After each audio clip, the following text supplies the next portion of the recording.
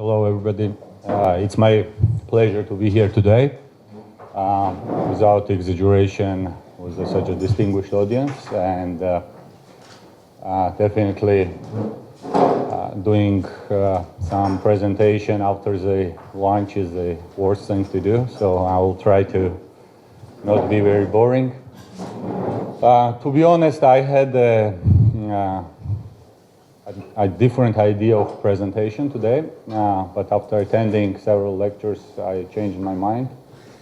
So I will not be talking about the boring macro figures, and I will not be talking how great and cool is Central Bank of Georgia, given that everybody knows that.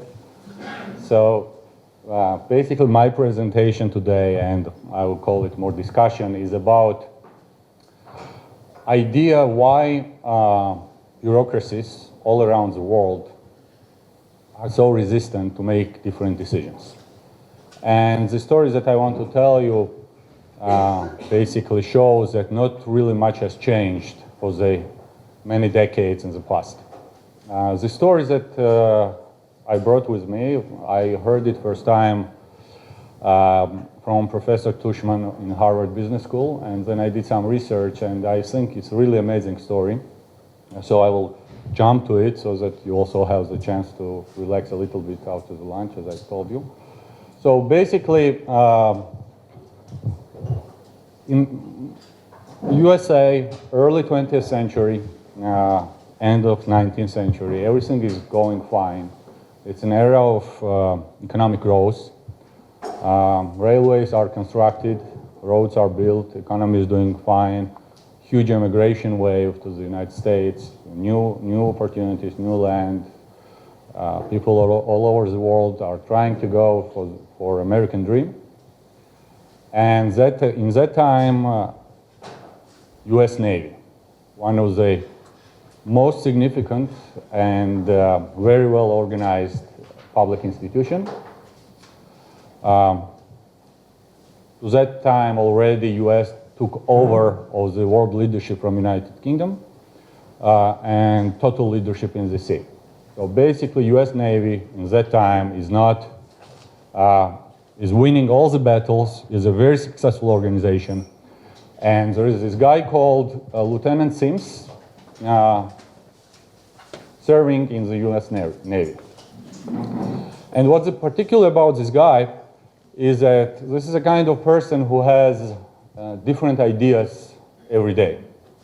He has thousands and thousands of ideas that he wants to carry out. We all know this kind of persons around us.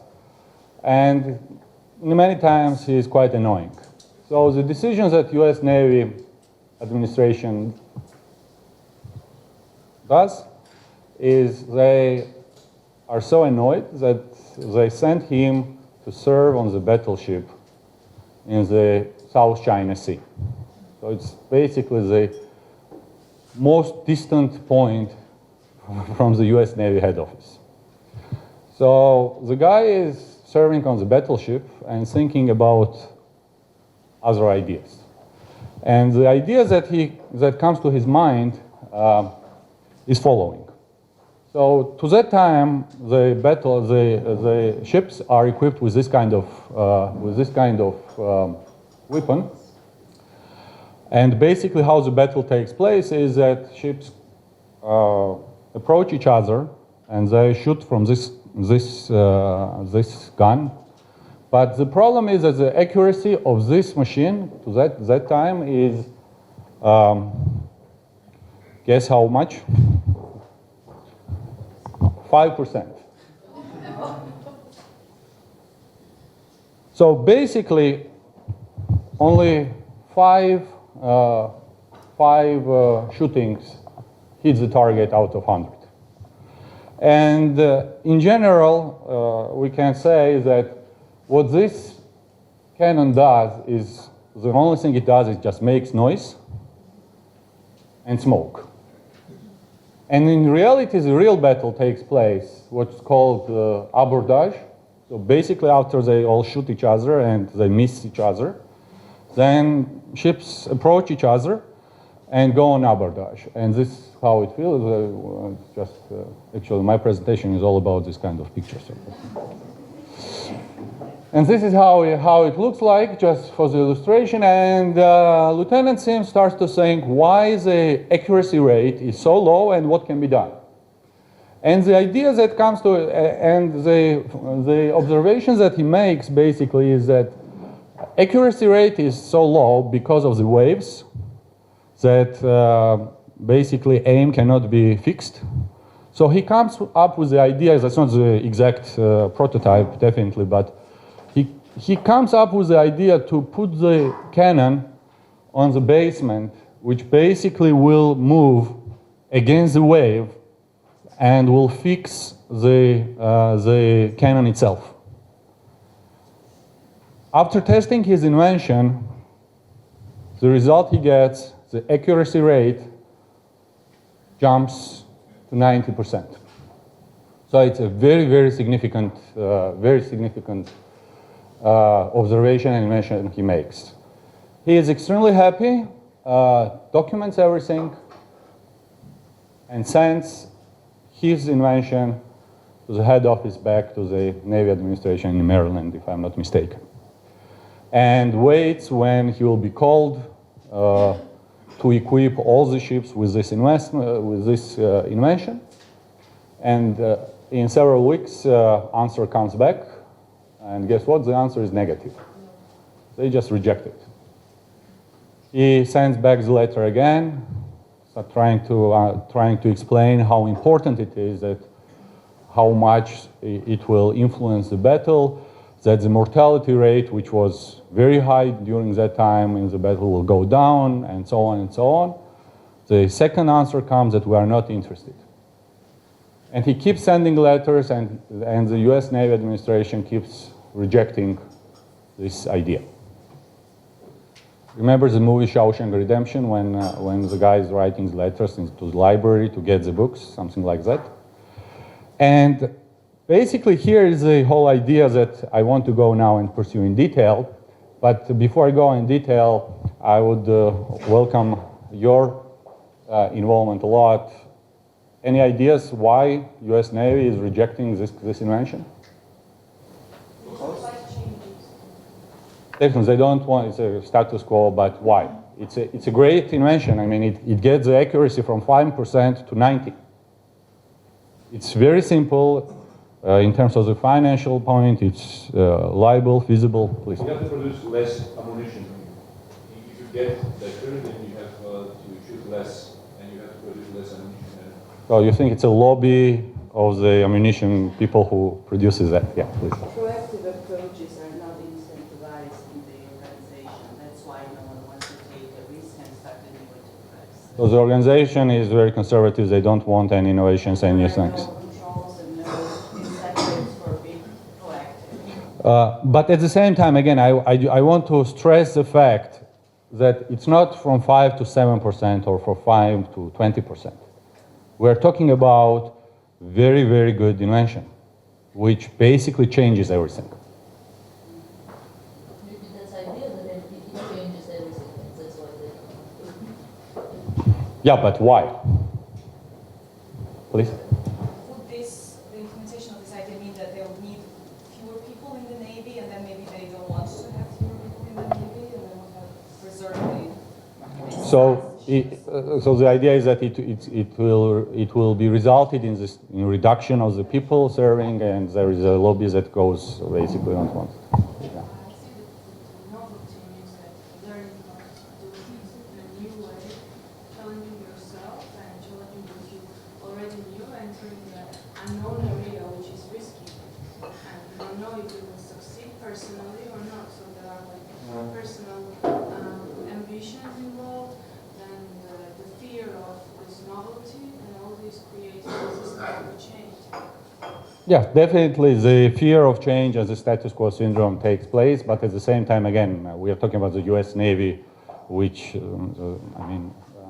they are smart people. I think so.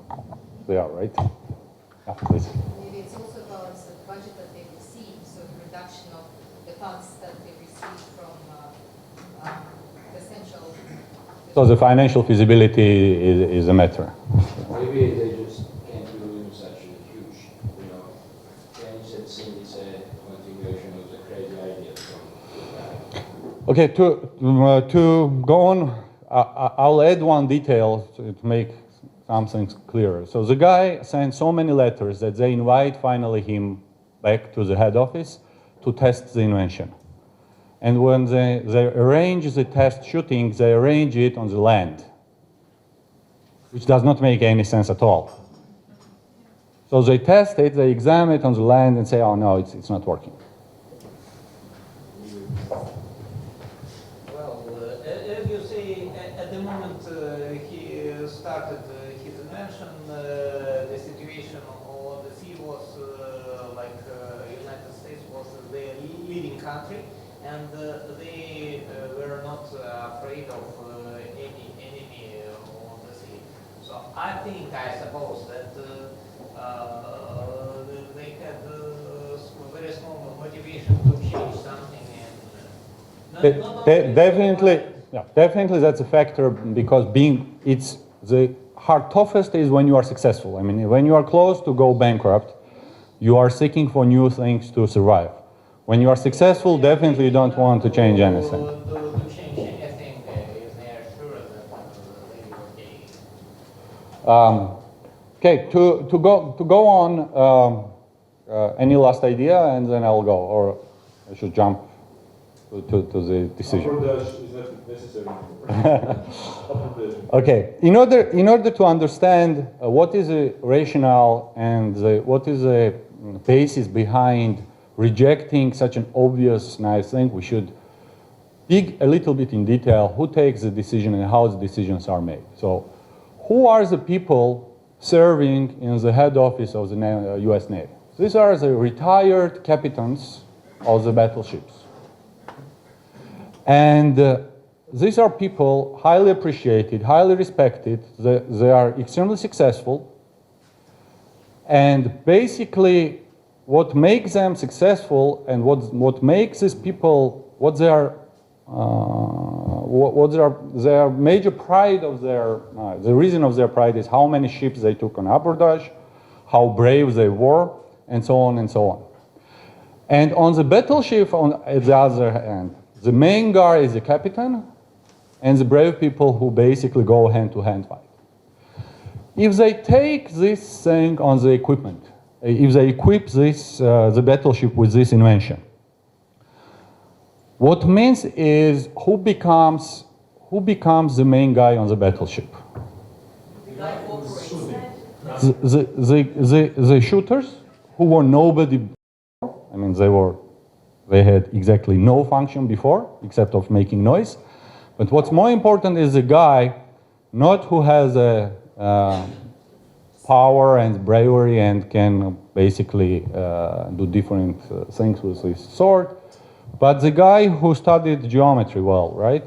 So the guy who is basically who will be telling everybody where to stop the ship, how to aim, and so on and so on. And basically the idea is that, yes, definitely everything is going to change.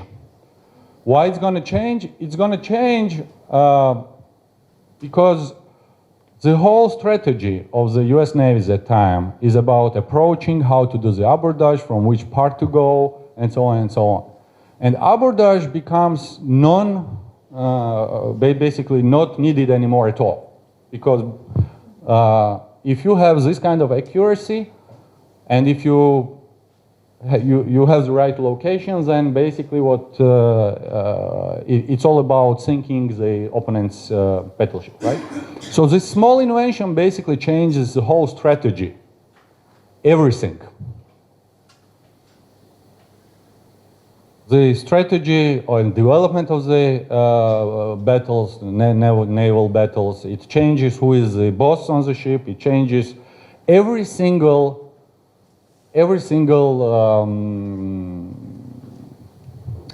detail. And people in charge of that, who should make that decision, they don't need it. Because it changes the whole understanding of their way how things should work. And here is a major point. How we should address the issue and from my experience, to understand why these kind of ideas are very often rejected. And I will give plenty of examples. It's not only US Navy and it's not only public sector. I'll give later on a lot of examples from the private sector. We all know this, this chart. This is, if we want to understand how the decision making is made, we just go and try to find the formal organizational structure of any organization, whether it be public or private.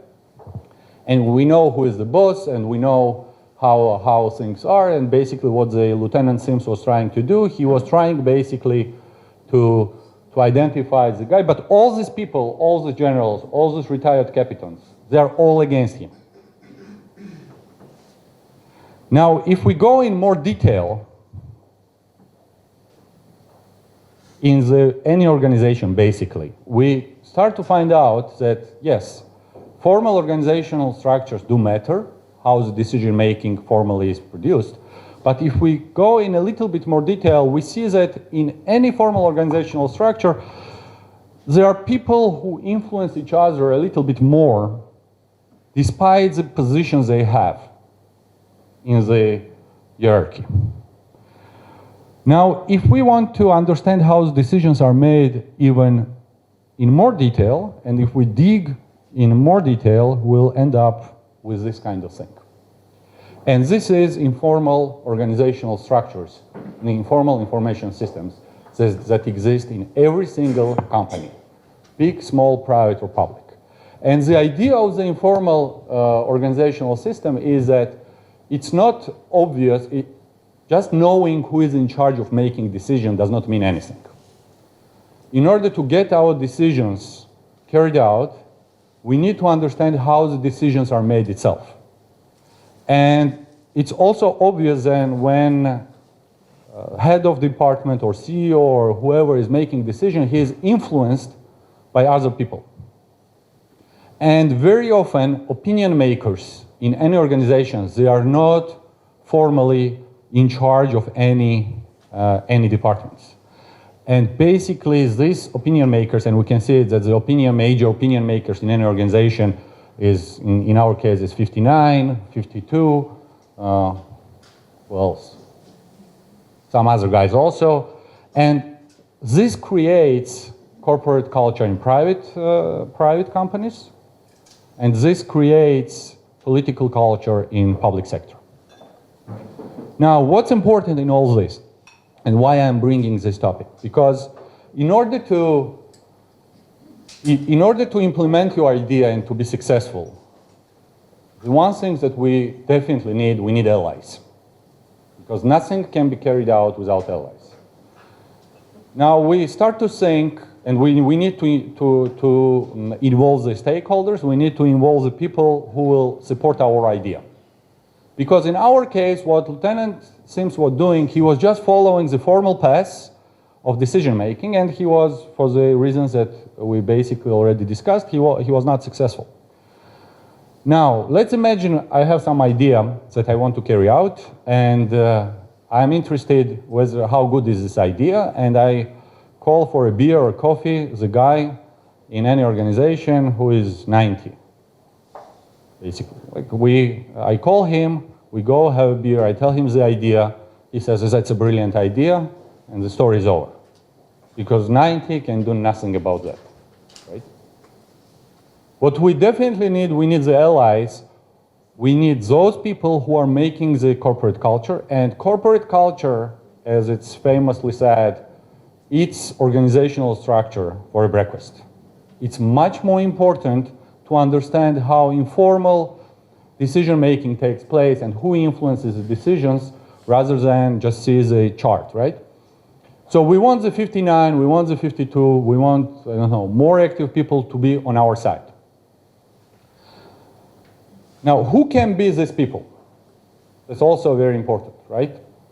Who can be the people who we should involve, and who can be those people who Lieutenant Sims should have addressed? They may be inside the organization, and they may be the outside. In case of Lieutenant Sims, I would imagine that would be somebody in charge of decreasing the mortality rate. right?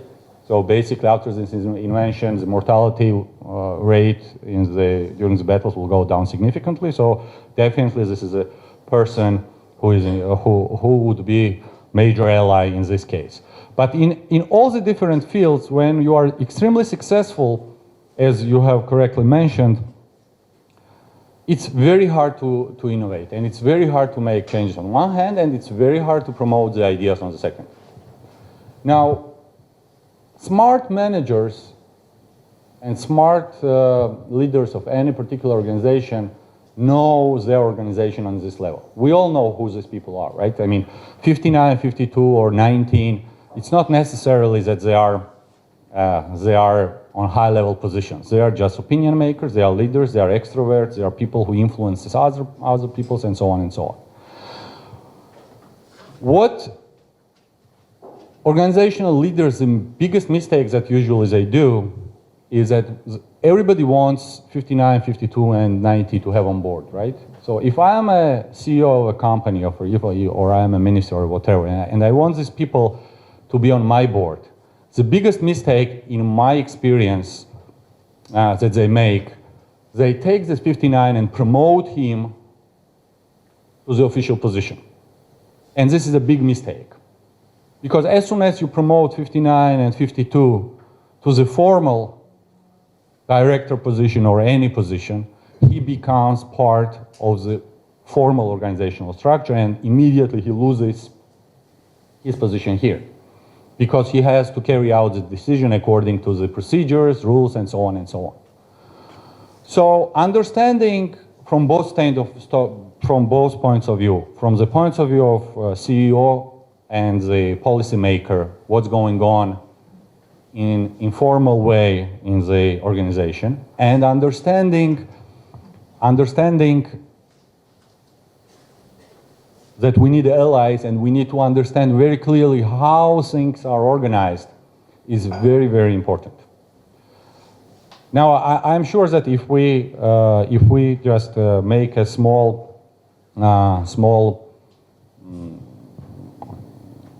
if we take a minute and think about our organizations, we'll identify these people for sure, right? In any organization, we will identify these people. So in order to implement your idea, and to implement any particular idea, again, it doesn't really matter in public or private sector in this case, what we really need to understand who influences whom and how the decisions are made, how the corporate culture is organized on the governmental level, on the private sector level, and so on and so on. Now, I'll give the example of the central bank and how we try to use these kind of things. But before I jump on other examples, if you have any comment or idea so far, so I want just to make sure that we are on the same page. Yeah,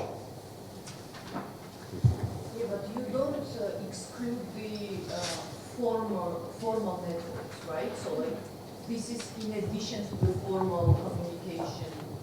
Definitely. In no way we approach other people and try to neglect who are officially in charge.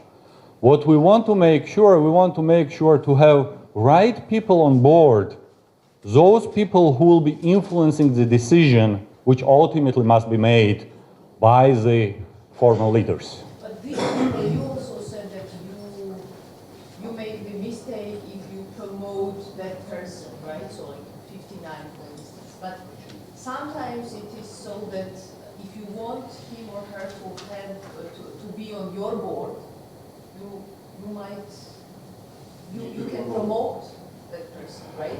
We need to understand. I understand the point. My personal experience is that we need to understand that informal organizational structures will exist whether or not we want it. People will communicate behind the official structures in any case. Now, in a good sense of this word, try to, in a good sense, I don't know how it can be good, but kind of try to, I don't know what English word to use, to bribe this guy or to seduce this guy, to motivate, I don't know. It can be done in different matters. But the decisions, but the idea to put this guy to the formal, to make the formal decision maker, will not solve this problem. Because there will be a new guy, new opinion makers coming up, basically coming up again and again and again. Let me give you examples of private companies, a huge amount of private companies who failed being the most successful companies at that time, at that point of time. The number one company that comes to my mind is Nokia. This is a company 5 years ago, the most successful mobile company in the world, with the highest market share, a lot of cash, the smartest people working there, and suddenly on the street, there is a new technologies coming up, which is basically the idea of computer in the phone, the smartphone idea. So these people sit and think, you know, the idea to get computer in your phone will not live. And our strategy to make the phones smaller, right strategy. And they just reject the idea of the smartphones. What happens afterwards? Within 4 years of time, the most successful company goes bankrupt. It's just they're trying to come back again. And the Apple and Samsung takes the market share, and they are far ahead today. Given that if the managers of Nokia would took that and it's not the case they didn't know what was happening. They knew perfectly what was happening. Another example that I can bring is the famous company Kodak, which were producing the photos, or the cameras, photo cameras. They are accidentally located they were located in Rochester, upstate New York. This is a place where I went to high school, so this is the whole city basically was around this place. What happens with Kodak? A very successful company, extremely successful leader in producing the photo cameras, but they were producing it on a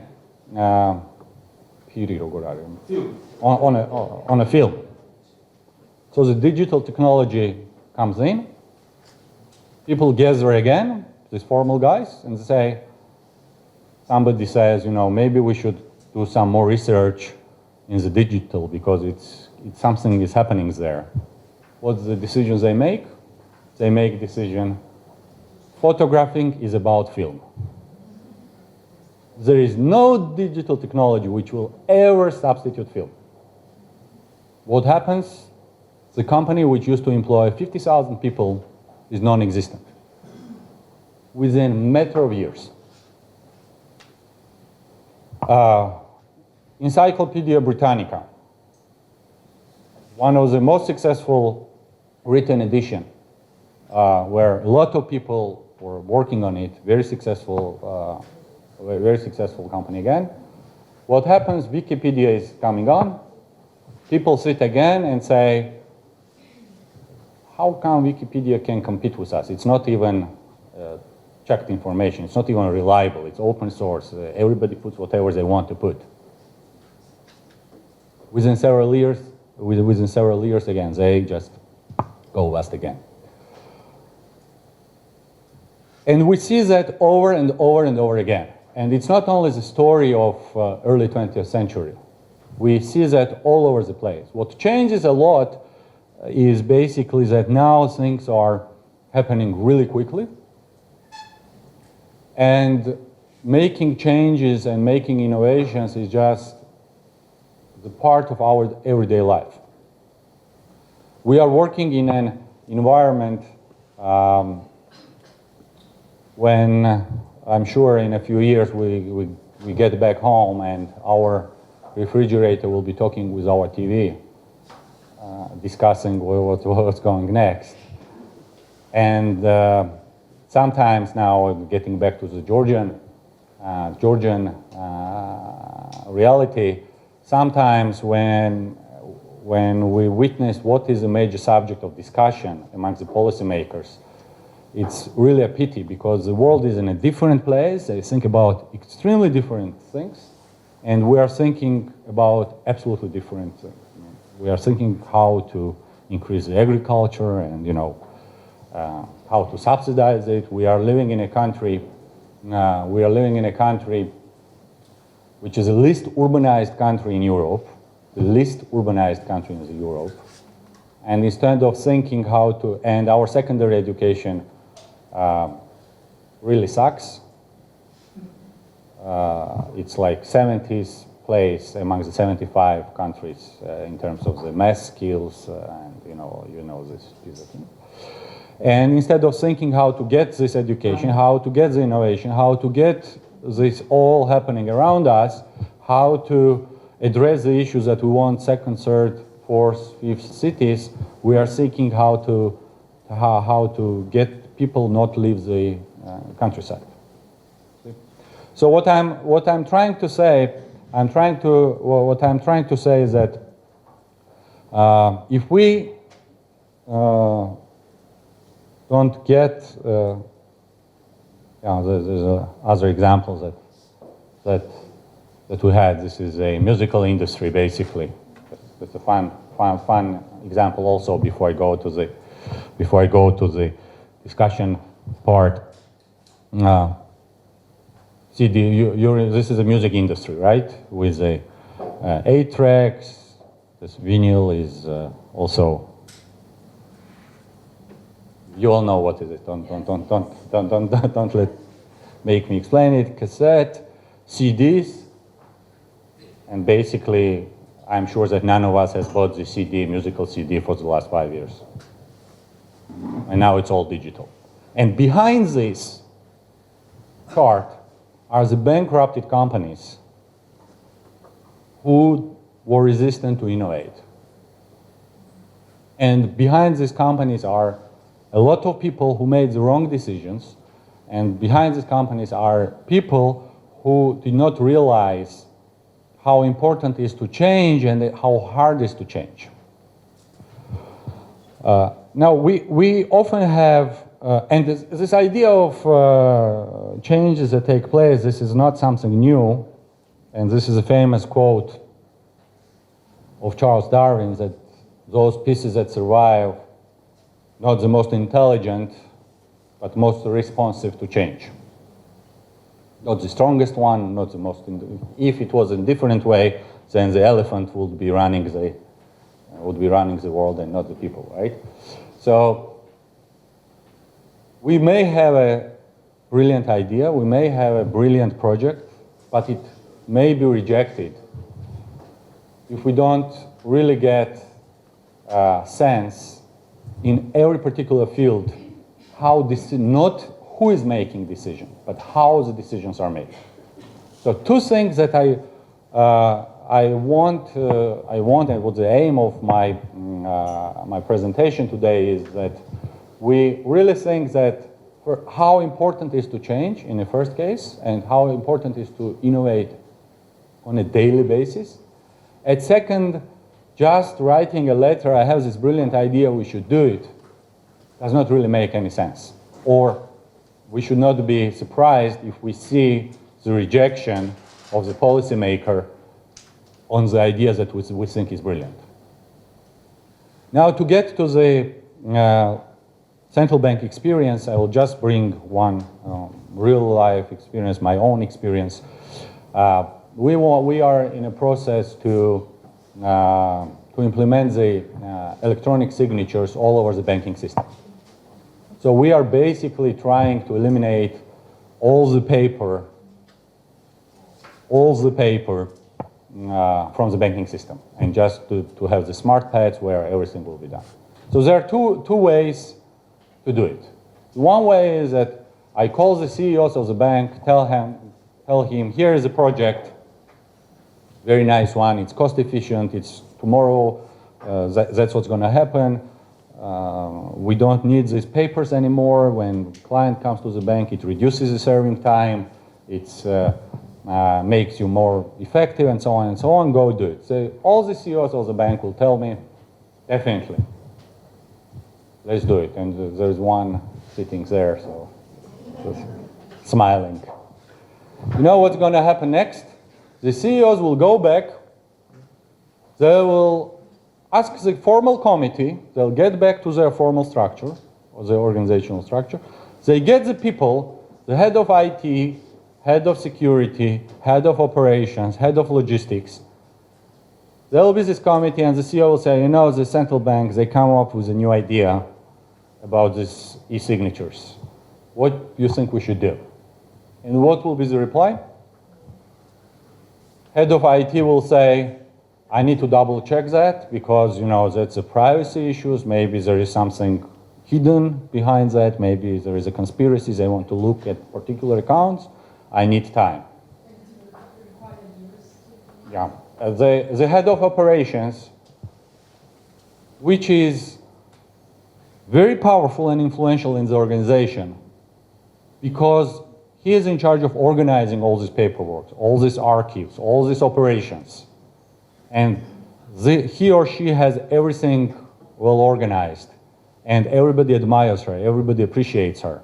Why she would want to make the e-signature implementation project, which will basically change the whole job description and everything that she is so good at. And I'm sure that every single guy in this formal organizational structure, when the CEO will call them, will say, we need time to understand what it's all about. They'll take time. They'll get back in 2 weeks with the big presentations in a good case. And they'll say, no, we are not ready yet. I need to double check that, blah, blah, blah, blah, blah, blah. And basically this project will be screwed. Even though formally, I approach and we approach in a very right way. Who is in charge? I tell the person in charge, then he calls this formal structure and so on and so on. But because we know how things work, we didn't do that. What we did, we called the people who are in charge of those operations that will be eliminated. So those people who will be forming the biggest opinion against implementing this new project. So we called the guys not in charge of the formal decision making, but we called exactly the persons who in our understanding will be doing their best to kill the project. We called them, first we do our presentation, we tell them what you think about this, how it's going to work. We make them feel the ownership of the project. We take the ideas they want us to take. Then we try to find out who else can be our biggest allies. In case of one of the banks who was first to implement, it turned out that their corporate strategy is also about being green, and basically elimination of paper is also in line with their major strategy. So we immediately have the allies who are in favor of this idea. So we spend a little bit more time working below the formal and behind the formal organizational structure. Then we call the CEOs, tell them that this is the idea we have. Then CEOs go back, they gather all these people, and guess what? Half of them already know what it's about. Half of them have the ownership of that idea. Half of them are already our allies. And they take the leadership, they take the ownership of the project, and the chances the project will go on is much, much higher. So, not to make you too much tired, here I'm gonna stop. Okay, let's have the Darwin here. And I invite you to have the comments and your ideas about your experience. I'm also very interested in any questions. I mean, you can ask the questions about the macroeconomy also, but.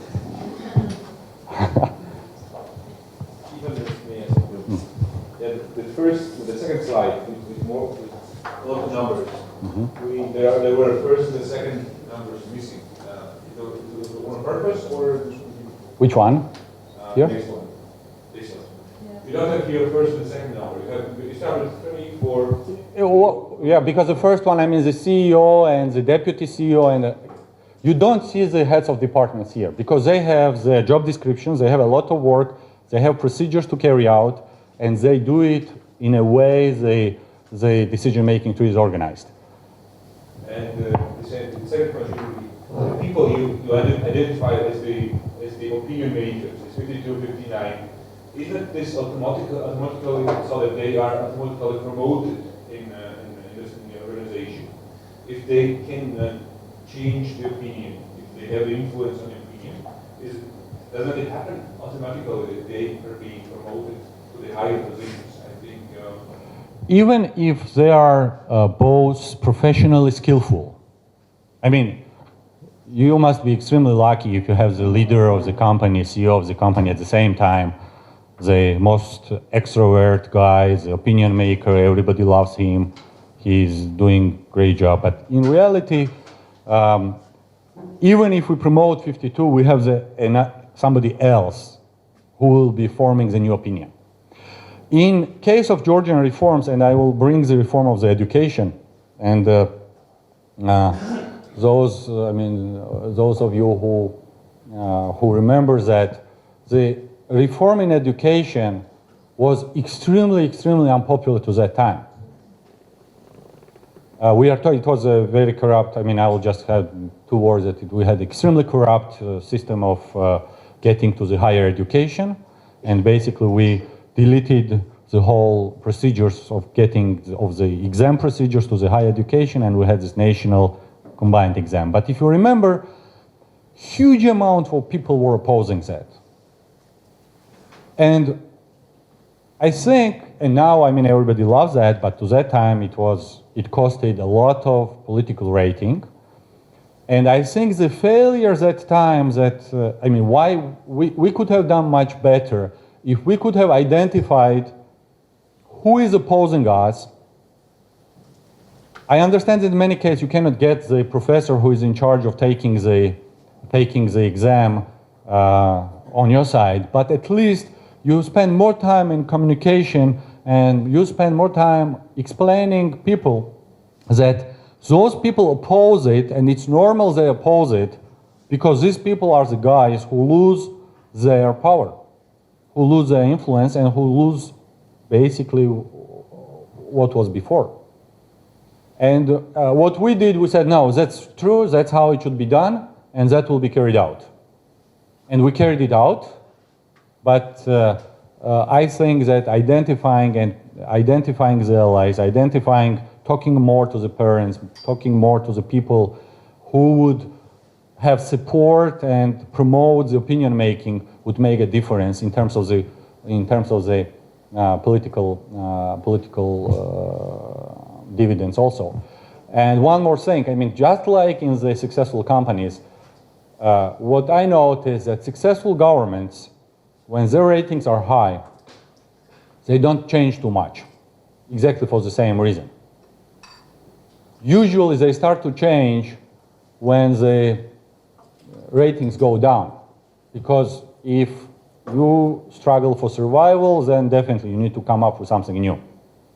And I think the key to the success is to innovate and be responsive to change exactly when you are on the top, exactly when you are the most successful in that term.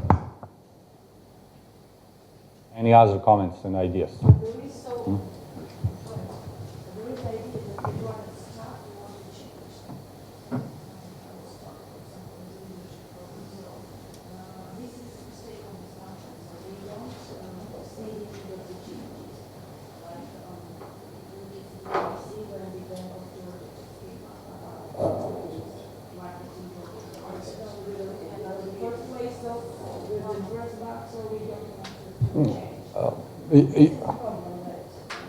You know, in capitalism, you know, this famous saying that companies will go bankrupt anyways. Capitalism without bankruptcy, it's like Christianity without hell, right? I mean, if you don't have hell, the idea of Christianity disappears. So you don't have the bankruptcy, the idea of capitalism will disappear, definitely. The companies will go bankrupt. What we want to make sure, we are not the ones who go bankrupt, right? So we want to make sure that we are the successful ones. And if we look back at the most successful companies, and again, it's tens of them, those are the companies when they were not responsive to the changes when they were on the top. When you are on the bottom, yeah, either you change or you just don't survive. That's pretty simple. But the idea is that, again, from both sides, we are mixing two things, right? I mean, not mixing, but combining. The idea of innovation from the standpoint of policymaker and the idea of promoting successfully your idea from the standpoint of the author of the idea. So this is both important in both ways, because the audience here is, on one way, is a policymaker, and on the other hand, maybe the author of any project in a bigger sense. That's why I'm kind of mixing that. Please have. And what happened to the Lieutenant Sims, and how was his innovation finally, obviously, used and implemented? I'm very glad that you asked that, I'll conclude the story with that. If there are no other questions, I want to finalize with answer with that. Okay, I'll get back to that answer.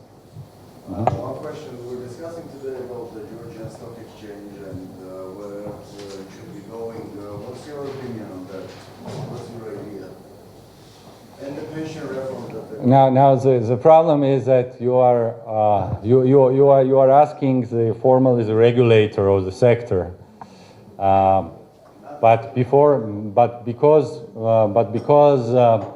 my term expires in a month, I can be relatively straightforward. I think it's not going to work in the next 10 years at least.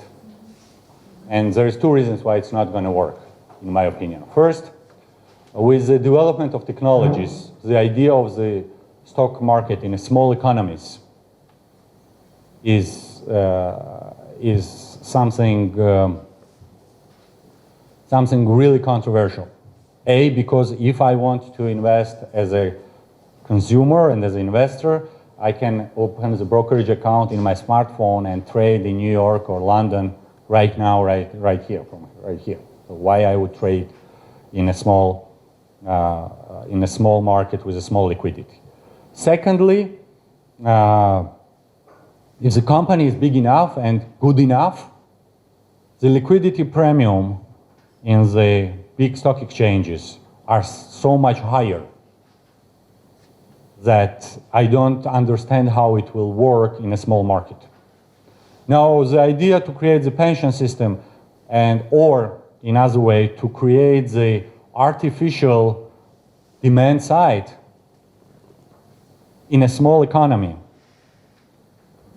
which will originate from the taxpayers' money, which means basically deducting decreasing the consumption. Right? I mean, if I pay more taxes, I consume less. And then this artificially try to boost it. I don't know. I'm interested in your view. What is that made Georgia successful in reforms, and whether Georgian experience can be implemented in Ukrainian conditions? I think that we were extremely lucky because what happened is that after the Rose Revolution, when the young leaders came to power, they had a big public support, huge public support, and it was a fashion to reform. So it was so unpopular to resist to changes. And there was this mood to change really quickly, that it was a major recipe for the reforms. If you do it slowly, And if you lose the popular support by that time, these people who are resistant to that, they'll get stronger and stronger and stronger. And in real life, they'll try to discredit every single initiative. And if you don't do it quick enough, then you basically are very close to failure. Now, a lot of things, I mean, I'm really proud that we do have the ambition in this country to say that on the regional wise and a bigger stance, we are the least corrupt country. I mean, we are not a rich country. I mean, when we talk about the success of our reforms, I mean, sometimes people try to compare that, oh, now you are rich again, now look at the figures. We're not a rich country. It's a different thing. The idea is that in terms of the government services, fighting corruption, liberalizing the business environment, fiscal discipline, monetary discipline, all these things, government services again, and Justice House, which is, and Nino, former head of Justice House, is here. All these government services and I mean, electronizing all these things, I mean, we really are proud of that. And it's impossible not to be proud of that. And I think even change of government through elections is also another reason to be proud. Because you don't see too many countries in this region where government is changed through elections. So yes, definitely we did a big step forward. It was a huge amount of failures. It's impossible not to have the failures when you do these kind of things. But at the end of the day now what we need is we need the second stage of reforms. We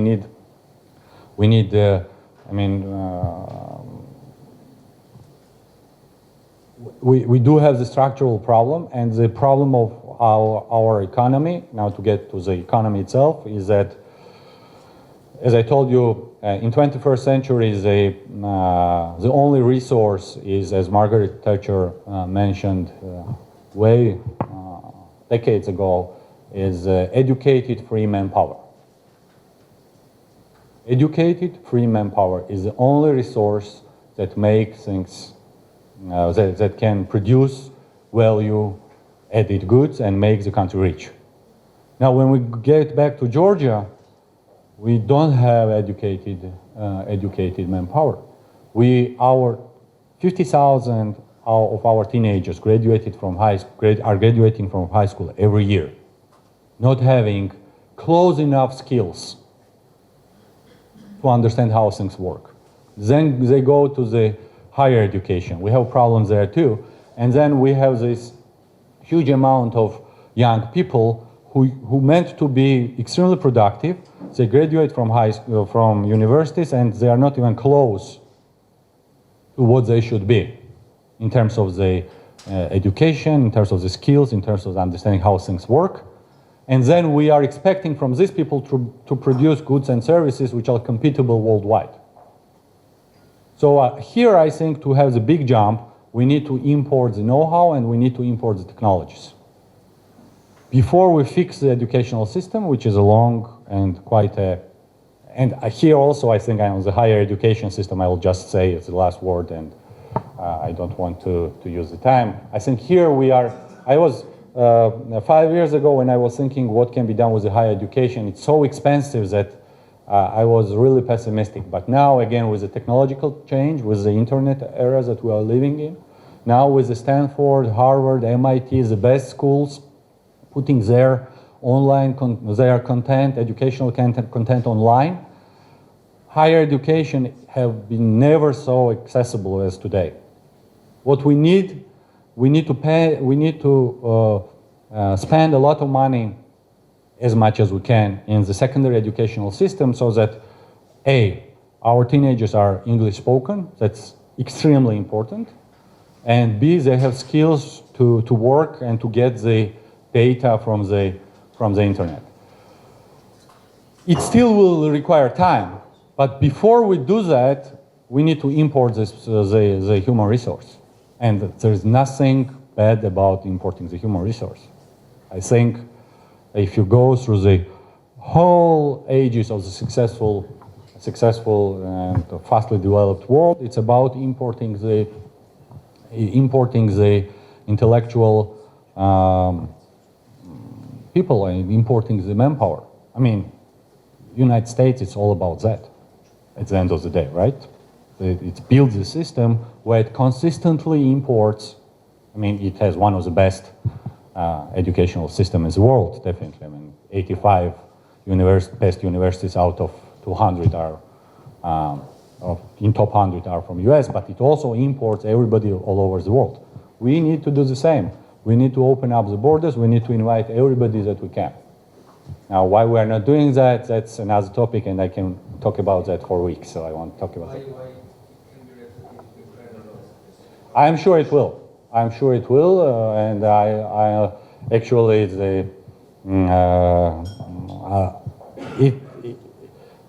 Ukraine in some sense is much ahead than Georgia was, because Ukraine is a big country and there are people there, there are resources there. Resources there are much more available than in Georgia. Let me give you as a comparison. You have very good IT schools. You have very good IT people, which are crucially important. And average salary, comparable salary, and I had some research in this field, comparable salary of IT people in Ukraine and Georgia is, it costs 5 times less in Ukraine than in Georgia. So there are resources there, definitely. And okay, I'll just finalize and then I'll just listen to you. Okay, so. Identify like 2 or 3 sectors where Georgia may have compared with. My understanding how things work. Again, we are in a world of big data. Things that are happening around us, we still don't really realize what the internet era is all about, and the energy prices, and we had these panels and so on and so on. And here, this is a slide basically, and this is a penetration of different inventions and the years it took. Okay, so we see that it took 100 years to get the telephone, electricity. I mean, when electricity was invented, nobody really had a clue how to use it. It was only used for the lightning purpose. Only it took quite a years when the companies realized that they can use it as a productivity tool and basically exchange these big spaces and machines with the electricity-driven equipment. When we talk about the internet, we still have no clue. Well, we do have clues that it's a big thing, but I am sure that, at least I think that we are in a very, very different era. We are in an era of, and I bring my favorite example, Amazon. Amazon identifies whether or not their client got pregnant in 3 weeks. Coming from evaluating the searching pattern of a woman. I mean, when the woman gets pregnant, so far only women at this point. That's going to change also, I think. I know the women will like that remark, but so basically, when women get pregnant, their searching pattern changes, and big data and the IT solutions of Amazon recognize that, and they do this individual targeting immediately. And we are talking about the Google capacity when this virus was spread out. This H1N1 H1 virus was spread out. You know that what Google did, they processed 450 million transactions and came up with this algorithm that they could basically online predict the sources of epidemic around the world. So basically, when people got some symptoms, they were searching with a particular words. And then Google was evaluating all this, and they were providing online data. And they were 4 weeks ahead of WHO, and so on and so on. What I'm trying to say is when we talk about the priorities, why I bring these examples is that, you know, in marketing, for instance, the books that were issued 15 years ago, I mean, reading this, in my understanding, is just, it's just wasting your time. And we are living in such a quickly changing world that it will come by itself. What we need to make sure is we need to make sure that our teenagers, our population is equipped with the knowledge and skills, and they're going to do whatever they do. And I don't think that classically, no, because we are on this geography or because, I mean, we are wine producing or not producing country. I mean, that's a different topic. Anyways, if I continue with this, I can talk for weeks, definitely. So I don't want to talk for weeks, unless you want, but I will tell you the end of that story. You know that United States is all about the happy end. And of course, the story also has a happy end. And the happy end is that this guy, Lieutenant Sims, he was extremely disappointed, and he was really close to do, basically, he had these suicidal ideas and so on and so on. And finally, he basically wrote a letter to the President of the United States, at that time, Teddy Roosevelt. And he wrote this whole idea, how it is, and so on, so on, and so on, but it's not that simple. When somebody writes a letter to the president, what they do, how it's processed is, basically they just write, for instance, somebody writes to the central bank, I reject. Then this person writes to the president, and president sends a letter to me for the actions, right? That's how the flow is. But Lieutenant Sims was very lucky. And why he was lucky? He was lucky because Teddy Roosevelt, at some point of time, was serving in the US Navy himself. There are rumors, I could not find that, but I mean, I could not find the documentary proof of that, but there is a opinion that he was serving on the battleship, he was this cannon guy. So basically, and he was, I mean, his biography changing the strategy of the US Navy is a big part of his biography. So what he did, he immediately understood what it's all about. He invited this person become in charge of the basically innovative strategies at the US Navy. The Lieutenant Sims that we're talking about ended up to be the Admiral William Sims, who was one of the most successful US Navy admirals. And I mean, the results there, I mean, it's a century now. United States have never lost any single battle on the sea, any other, but on the sea especially. So that's the happy end story of that, is that basically they took it as the equipment and everything went well. Thank you very much for your attention.